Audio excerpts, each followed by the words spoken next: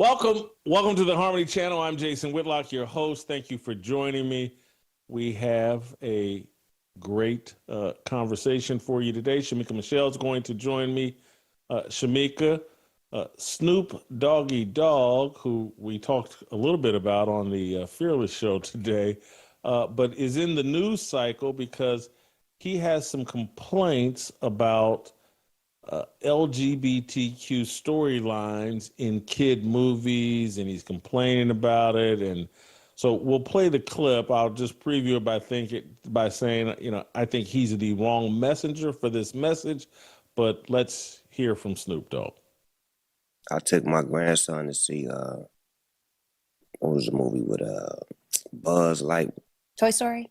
Not that one, but the new Buzz. The Lightyear. I think it's called Lightyear. Yeah, with Keke Palmer is in that movie. Okay. She plays like the daughter. So we watching it, and the lady, which is Keke's mama, they move on into the space years. They move down the line. They're like, man, she had a baby with a woman. Well, my grandson in the middle of the movie like, Papa Snoop, how she have a baby with a woman? She a woman. Oh, shit. I didn't come in for this shit. I just came to watch the goddamn movie. Hey, man, watch the movie. They just said she had a baby. They both women's. How did she have a baby? Shh. The movie ain't over with. So it's like, I'm scared to go to the movies now. Like, y'all throwing me in the middle of shit that I don't have an answer for. Not a bad message, wrong messenger. And I think if he wanted to send a real message, the story should have ended with, I pulled my grandson up out of this movie and we left and, went and streamed an old school movie for kids rather than, I didn't know what to do and we just sat there and watched it and talked about it.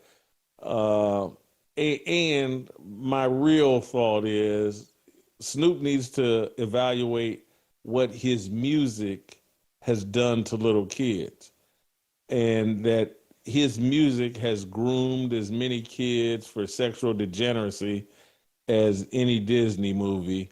Black Twitter is allegedly upset with Snoop. Anyway, Shemeka, your thoughts. I would say he's the wrong messenger. For one, I don't think he's going to stand 10 toes down. If he does, I'll be surprised. But I'm so used to them backtracking and saying, that's not what I meant, or I love the LGBTQ community. What I was just simply saying, they always start to explain. And I'm like you.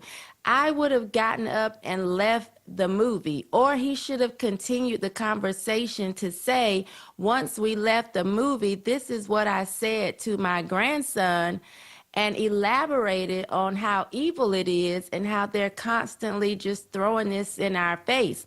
But I feel like he said a little bit. He didn't really go in my opinion, because they're upset with him, but I don't think it's going to last. I did see where Billy Porter, the man who dresses like a woman, came after him and said, you need to be worried about explaining your criminal past to your grandson. But I just don't think the uproar will last, because it was kind of surface to me. He didn't go hard enough. Oh, I think it's very surface. I think it was calculated. I think Snoop has wet his finger and has a finger in the air and realizes that in order to be a rebel, at this point, you have to pivot and start speaking a tiny bit against the alphabet mafia. That's what rebellion is. And it's not just, promoting whatever the establishment is for. And so it's just not authentic. In my view, I think it's calculated. If the wind were blowing a different direction, if Kamala Harris was in office, he wouldn't be saying any of this at all. And also, he's not self-aware, as most people aren't, and they don't evaluate themselves. But again, when I sit there and think about the song that he had where he was dissing, I think, Luther Campbell, and he said something about with my nuts on your tonsils and blah, blah.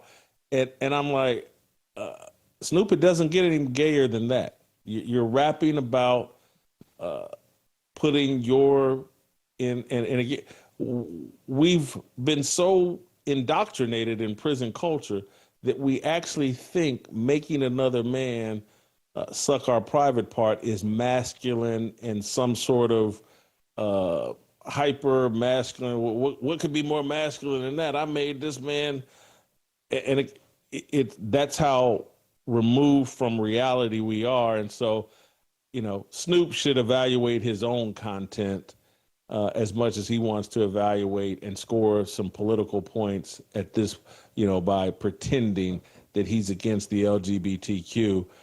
Snoop, have you commented on P. Diddy? Have you commented on we don't have to go off to Hollywood movies. Talk about the rap industry and how gay it is. Talk about that. Do you explain that to your grandchild? Shemeka.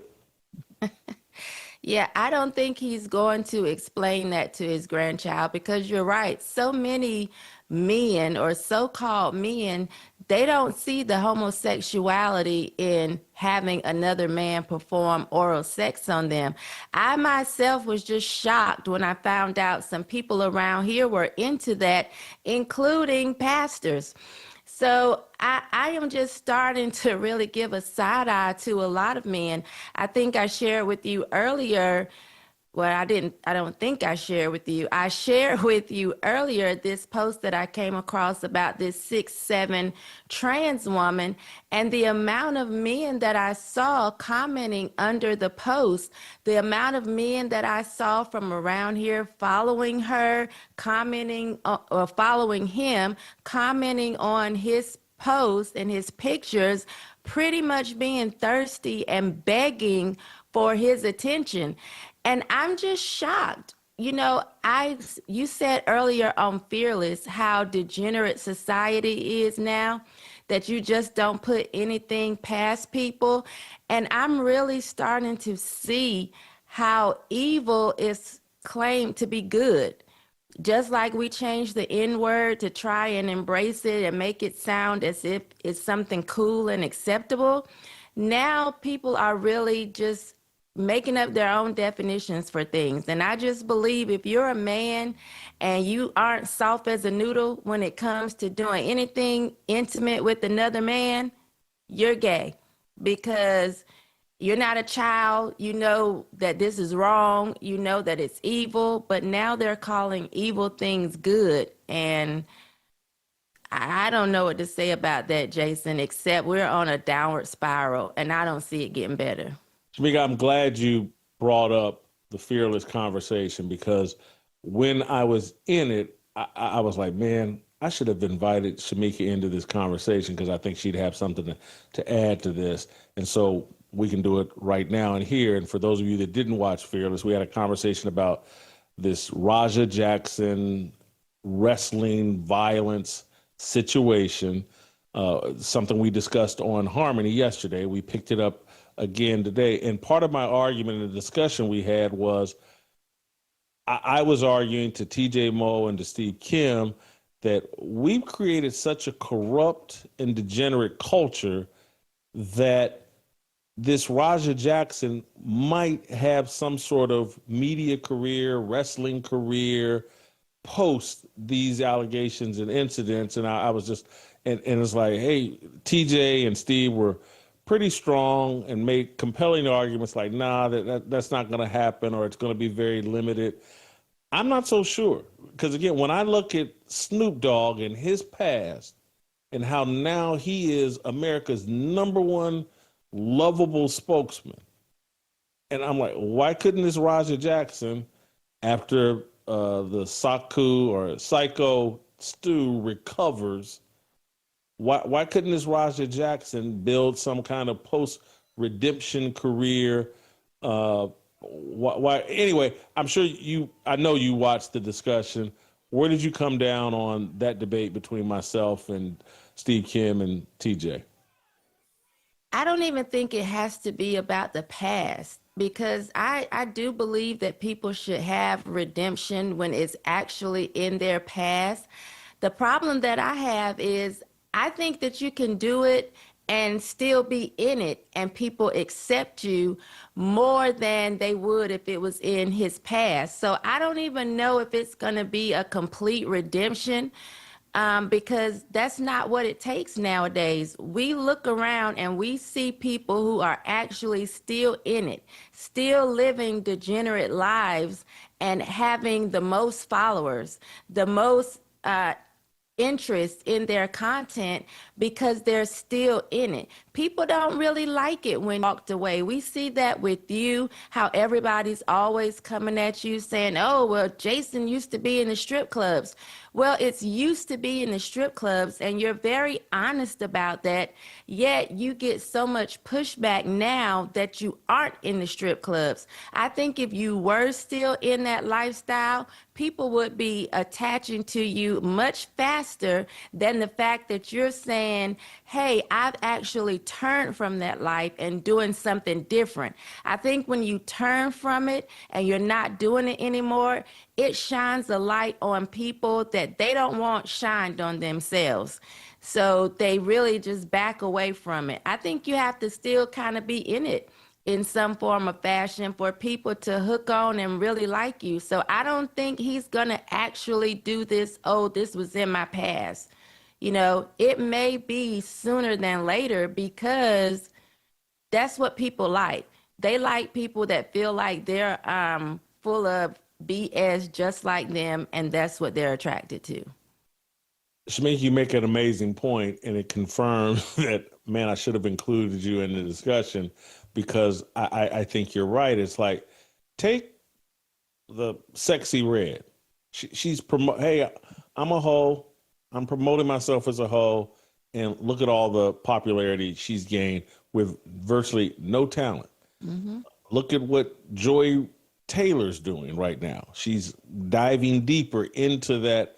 Hey, you know, I'm sexually deviant, sexually wild, sexually promiscuous. That's going to elevate my brand.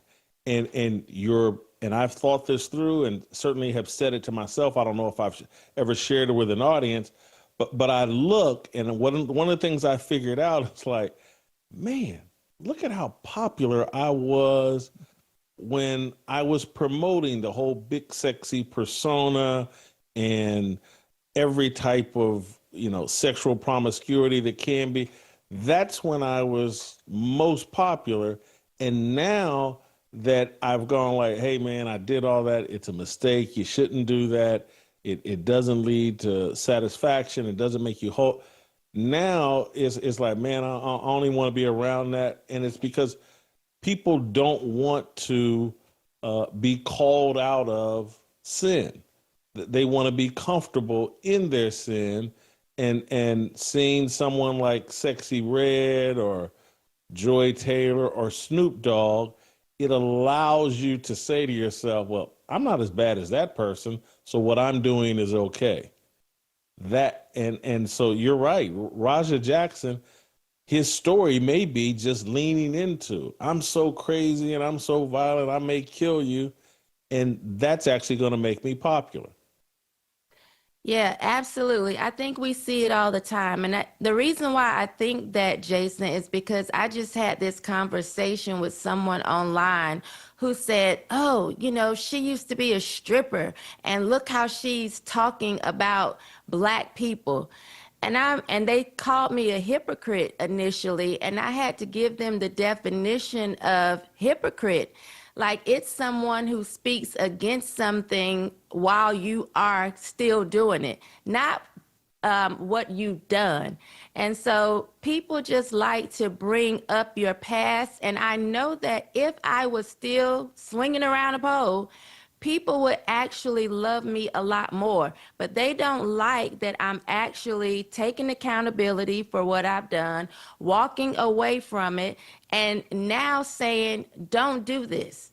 To my children, to every young girl I've mentored, don't do this. But I know for a fact, as you just brought up Sexy Red, if I was still sitting around saying my coochie pink, my booty hole brown, I would have a bunch of fans. And I would have a bunch of followers saying, oh, you know, this is what we need to hear. But because I'm now saying that was wrong and it is wrong now if you do it, and let me show you a better way, again, people don't like the light shined on them. They like to just be in a complacent place and you know, waddle in the mud with the person they're listening to. I haven't thought this through. I'm saying this in real time. And so I haven't thought through. So give me a little bit of grace. But I actually think I would prefer the hypocrite over the degenerate who promotes degeneracy. I think that I would rather have someone who all of the again, I go back to what I've told you all about John Thompson, the legendary Georgetown coach, basketball coach. You say you need a private life, a public life, public life, and a personal life. A personal life, a private life, and a public life. And it's like we've turned our degeneracy, immorality into content that we try to exploit. We've turned our sin into content that we try to exploit rather than like, look, I'm working on my sin. I'm certainly not going to promote it to young people or people around me. And I'm thinking this through in real time, but I guess I would prefer the hypocrite over the unrepentant degenerate. Yeah, you're in real time, and I don't know how I feel about that. I don't think I like either one of them. You know, Yeah. yeah, and I don't know which one I prefer. That's a good thing to think about, and I would actually need some time to chew on that and process it. But just right off the bat, I don't like either one of them because I prefer honesty. And so that's what I prefer over anything. Just someone being honest. Even if you're honest and you're still in it, just say, hey, this is what I'm doing. I know it's wrong, but hey, I like it here. And say whatever you're going to say. I just prefer honesty over everything. So whether they are still in it or being unrepentant, they're lying. And I just don't like liars at all. Shemeka, appreciate the conversation. I'm going to let you go. I'm going to let the audience go. I hope you guys enjoyed both shows today. We'll play some harmony and we'll see you next time.